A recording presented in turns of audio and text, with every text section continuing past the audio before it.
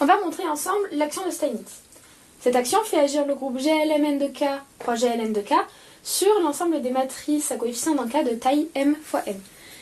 Si deux matrices sont dans la même orbite de cette action, on dit qu'elles sont équivalentes. Dans le théorème 1, on va montrer que A et B elles sont équivalentes si et seulement si le rang de A est égal au rang de B. Ainsi, on pourra noter les orbites O, R, avec R qui est la valeur tout simplement du rang. Dans la proposition 2, on va montrer que l'adhérence de l'orbite avec rang égal à R, c'est l'union des orbites avec le rang inférieur ou égal à R. On va montrer la preuve du théorème du rang. Pour cela, on va procéder par double implication. La première implication, on prend que A et B sont équivalentes. Dans ce cas-là, elles représentent la même application, phi, et c'est une application linéaire. On a tout simplement que le rang de A, c'est le rang de phi, et comme B représente aussi phi, on a que le rang de B et le rang de phi. Donc rang de A est égal au rang de B. Maintenant, la deuxième implication qui est un peu plus compliquée, on va passer par une matrice normale. Donc on va montrer que A est équivalente à la matrice IMNR. Ce travail pourra être également fait avec B de la même manière. Et c'est comme ça que par transitivité de l'équivalence, on aura que A et B sont équivalentes. Donc on prend A une matrice de rang R, on prend E et F deux bases, et phi une application linéaire, telle que A c'est la matrice de phi dans les bases EF. Maintenant, on va prendre une base du noyau de phi, qu'on va noter E1 seconde jusqu'à ES seconde. Comme c'est une famille libre, on peut, grâce au théorème de la base incomplète, la compléter en une base de K puissance n.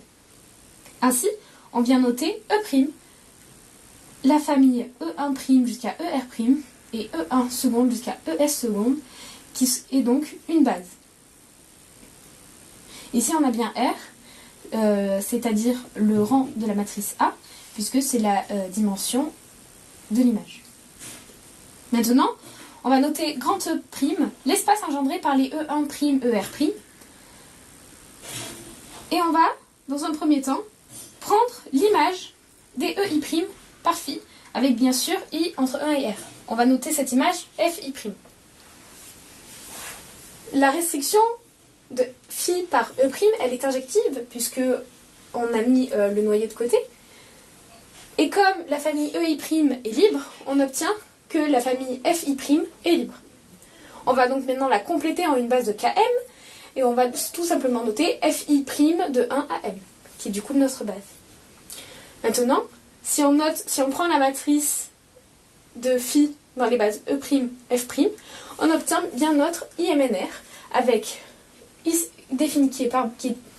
on obtient bien la matrice IMNR, qui est définie par bloc, avec IR en haut à gauche et D0 partout, tout en étant une matrice de MN.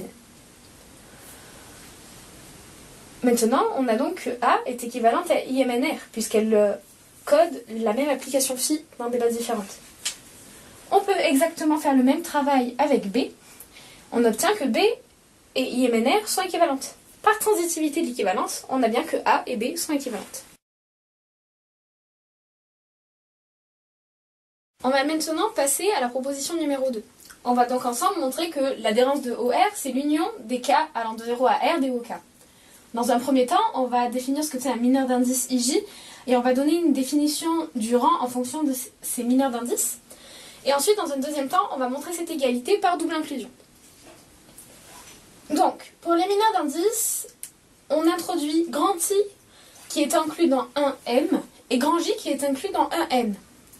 On a que le cardinal de I doit être égal au cardinal de J. Le mineur d'indice IJ, c'est une application de l'ensemble des matrices de taille Mn dans K. À une matrice, on va associer le déterminant de la matrice AIJ avec I dans I et J dans J. Maintenant, on a que le rang de A, c'est égal au maximum des R dans N, avec l'existence de I et de J, avec les cardinaux de I et de J égale à R, égaux à R, tel que le mineur d'indice IJ de A est différent de 0. On utilise cette égalité dans notre première partie de la démonstration de notre proposition 2.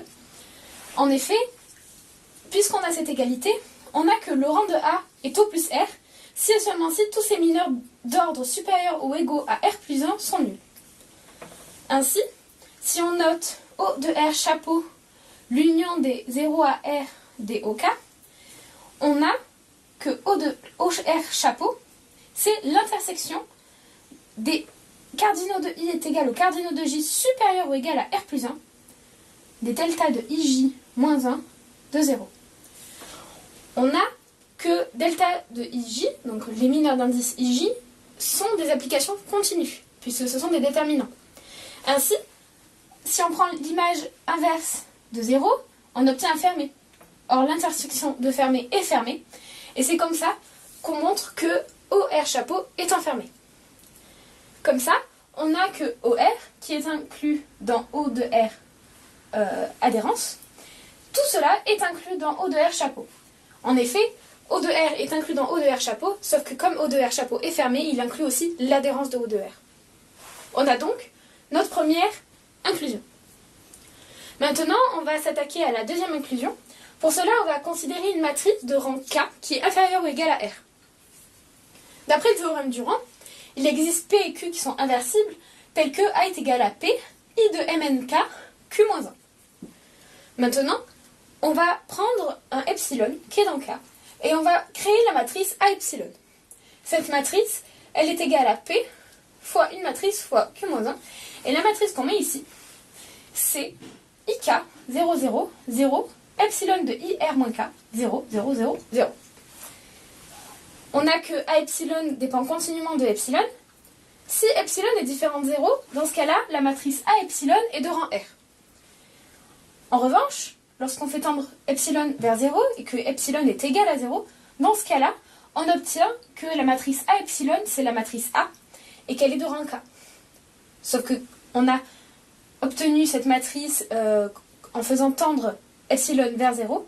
Ainsi, on obtient que A epsilon est égal à A, qui est inclus, qui appartient à l'adhérence de OR. Ceci peut être fait pour n'importe quel rang K inférieur ou égal à R. Donc au final, si on prend une matrice dans O de R chapeau, on obtient qu'elle appartient à l'adhérence de OR. Et c'est ainsi qu'on obtient notre deuxième inclusion. Et par double inclusion, on obtient l'égalité voulue.